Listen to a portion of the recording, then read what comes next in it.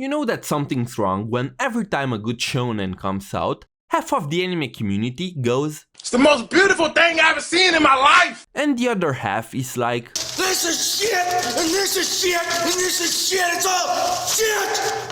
Welcome to class, I'm your drunk sensei, and today we are taking a look at this action-packed hunk of a series that has some of the most stupidly solid cast of husbandos called Jujutsu Kaisen, and why the overwhelming hype surrounding the show can hurt it in the long term. At the same time, we are going to take a look at why every time a good shonen series comes out, the anime community spreads in two, just like the legs of a with one part overhyping the shit out of it, while the other part tries to do everything in their power to demonstrate how garbage the show is. Obviously, not everybody is like that. There are indeed people with a healthy and functioning brain that can appreciate a series for what it is, but they don't use Twitter, so I have never seen them.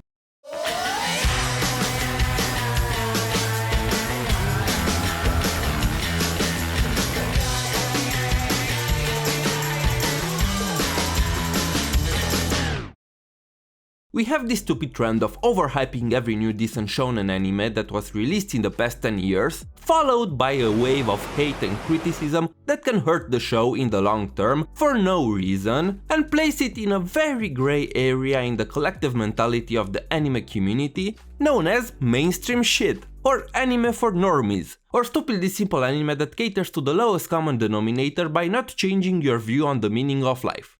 What do you think the meaning of life is? And to live magic! We saw this happen to Attack on Titan Season 1, Black Clover, My Hero Academia, Demon Slayer, and now I see some pretty strong signs that it starts to happen to Jujutsu Kaisen as well.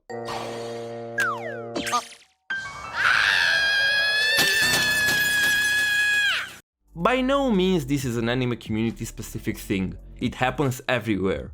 It's more of a product of the modern day and age of the internet. But at the same time, I'll be honest, I'm getting kind of tired of seeing the same thing happening over and over every time a goddamn decent shonen is dropped. And yes, I know there's nothing I can do to change that. This is why this class is not meant to be a lesson in how to fix bad behavioral habits in media consumption. No, I'm here just to tell you how this phenomenon could affect Jujutsu Kaisen in the long term and make fun of the toxic part of the community.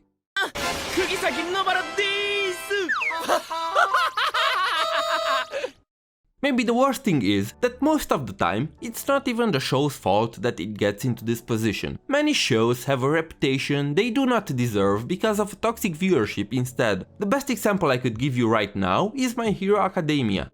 The show, it's decent shonen, very solid, it's okay, it's nothing more than that. It doesn't try to reinvent the condom as a certain greasy, long-haired, moist man would say. But for some reason people think and treat it like it should. It's for normies. It doesn't do anything special. I don't know what people see in it. People treat it like it was meant to cure cancer and failed. And I get that this is a problem that comes from both directions and both sides constantly fuel each other. Some of the hardcore fans really treat it as some kind of masterpiece that reinvented the wheel, and that can get annoying and provoke people to respond with salt and criticism, which, again, enables the other side even more.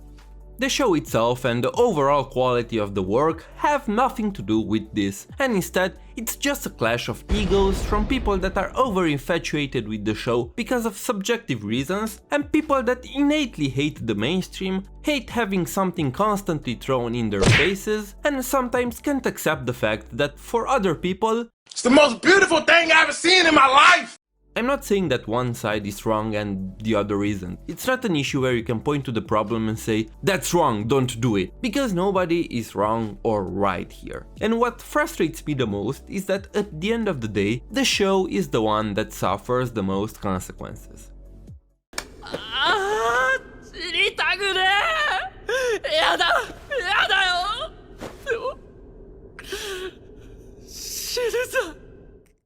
I get it with some anime, like SAO for example, where the most negative view and position in the community comes from direct issues from the show. No matter of your opinion on the show, it's clear that SAO is a series with great potential, very good premises and ideas, but a very poor execution that gives it a bad reputation.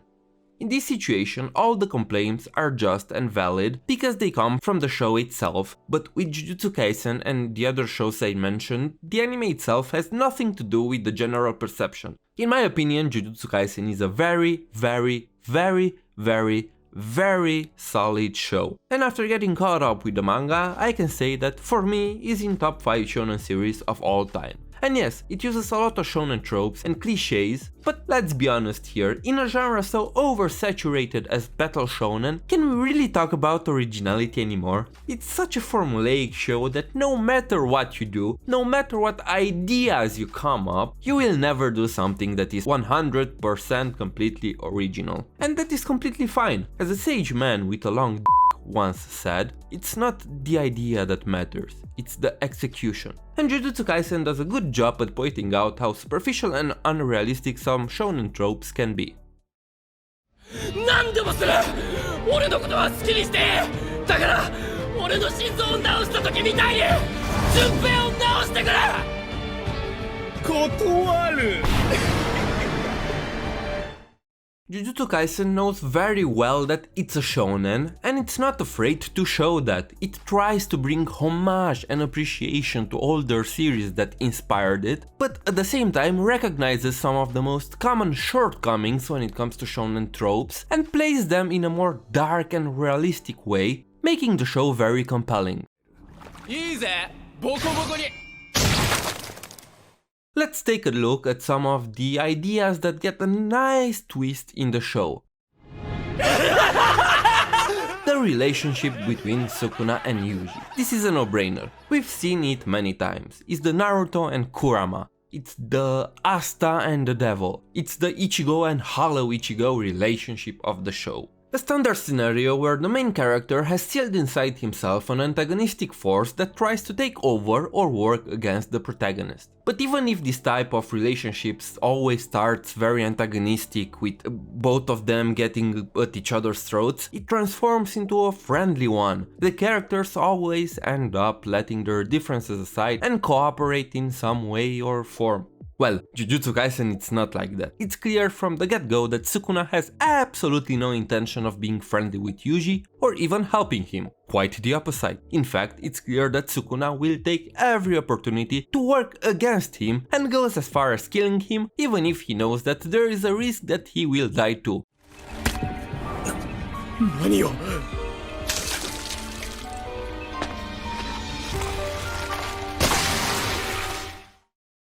Well, he won't exactly die because there are 20 of his fingers, but a part of his powers will be gone. It's refreshing to see that these two don't get along and will never do.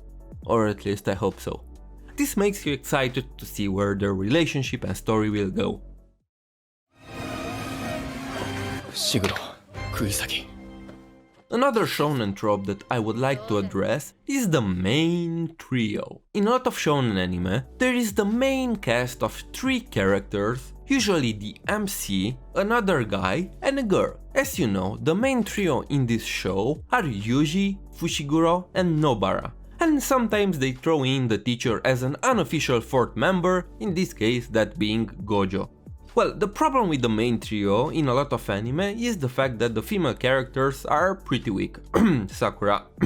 It's a known fact that shonen in general doesn't have the strongest cast of female characters. Not all of them, of course. There are some shonen with very good female characters, like Black Clover and One Piece. And it's so obvious that Jujutsu Kaisen knew this thing, and the author made extra sure to give Nobara a very strong personality that is felt throughout the series. I would go as far as to say that Nobara had one of the strongest introductions of a main female character in shonen, period. And it's not just her. The majority of the female characters in Jujutsu Kaisen are very well written and developed. 呪術師に悔いのない死などない。それでもこの死が正しかったと言えるように And the last shonen trope I want to talk about is the fact that this show actually make its characters question the morality and the weight behind their actions and ideals as humans and sorcerers. Usually you see this brain-dead protagonist that is very confident and follows a very clear set path of actions and ideals that are always projected throughout the story as some kind of universal truth that will always grant you the desired outcome. The world will always work in the favor of the main character to strengthen and validate his view on things. Which again, it's shonen, it works, we're not here to learn hydrodynamics. It doesn't need to be more than that, but it's nice to see a story where the character's actions can have some serious negative consequences. This is why I like Yuji so much, because he knows that his way of thinking is not necessarily correct and that his actions have consequences that he can't always foresee or control. ごめんだね。自分が死ぬ時のことはわからんけど、生き様で後悔はしたくない。 The world doesn't work in a way that favors his view on things. Quite the opposite, in fact. The world will most of the time work against him in order to make him doubt himself, face the reality and grow. He feels real, not just a yelling meathead that barges head-on with the power of friendship on his side, in a world where if you don't care about your friends you will inevitably lose and be fucked up. I brought this up because I wanted to give my personal outlook on the show. No, it's not a masterpiece. It's just a very solid shonen anime that knows how to subvert and add its own spin on the most common tropes and cliches of the genre, resulting in a darker and more mature outlook without straying too far from its roots. The problem with the people's outlook of the show lies in a disregard of accepting someone else's opinion if it does not align well with ours. I believe this kind of behavior and situations are more common with shonen for multiple reasons.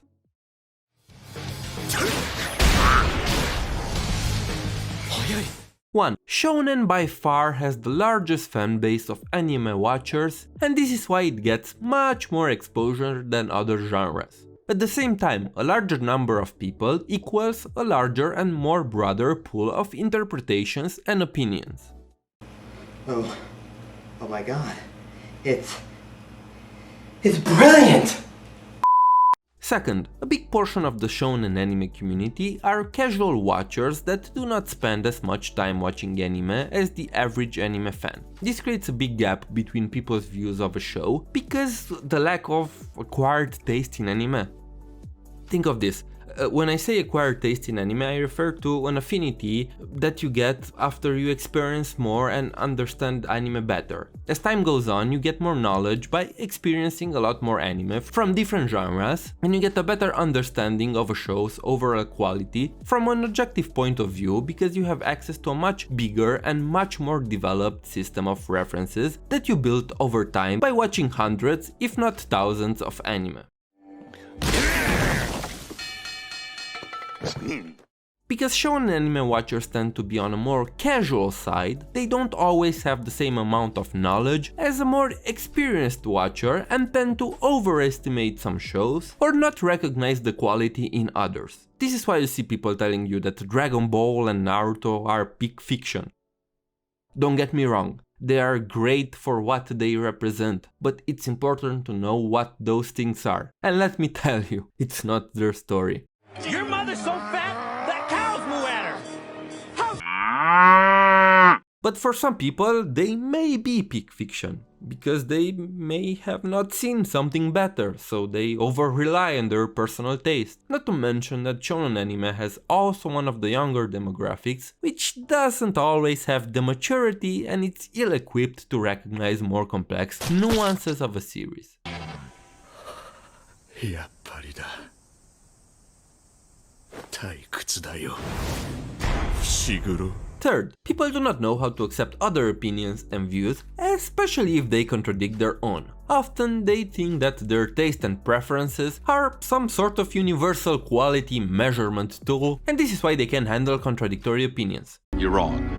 Let's say that two people are talking on Reddit. One calls Jujutsu Kaisen overrated and says that he doesn't see its appeal. Another person, a big Jujutsu Kaisen fan, feels personally attacked because Captain Cookie 27 doesn't like the same thing he does. He sees that Captain Cookie 27 has an All Might profile picture. So, let me ask you, what will he say? A. Understandable, have a good day. Or B. Say shit about My Hero Academia to belittle the other person's views and masturbate his ego. Well, I'm pretty sure you can guess the answer. We need to understand that if we like a show, that does not mean that it's automatically good, or that if we dislike a show, it does not make it necessarily bad. I have another class in which I talk about this issue in more detail. If you want to watch it, I'll link it down in the description. The general idea is that the majority of us do not have the right or the qualification to tell someone that his subjective view on something is wrong, especially when it comes to media and arts. Yes, if we're talking about science or math, where there is an universal truth that is not up to debate, you can call someone a dickhead for thinking otherwise. And yes, we can gauge the quality of art from a semi-objective point of view as well, but we do not have the right to disregard someone's personal interpretation and experience with a show, even if it's wrong. Does it make sense? なるほど、わからん。 So, if you liked what you saw and want more anime related content, don't forget to subscribe to the video and thumbs up the channel. Also, we hit 100 subscribers. And I just want to take the opportunity to thank you all for subscribing to the channel in the last year. I really appreciate it and it means a lot. This whole YouTube thing had a much rougher start than I expected, and I really thought that I will never be able to grow the channel. And I already made peace with the idea of doing this just for fun without expecting anything. Anyway, this couldn't happen without you. Thank you for all the support and see you next time.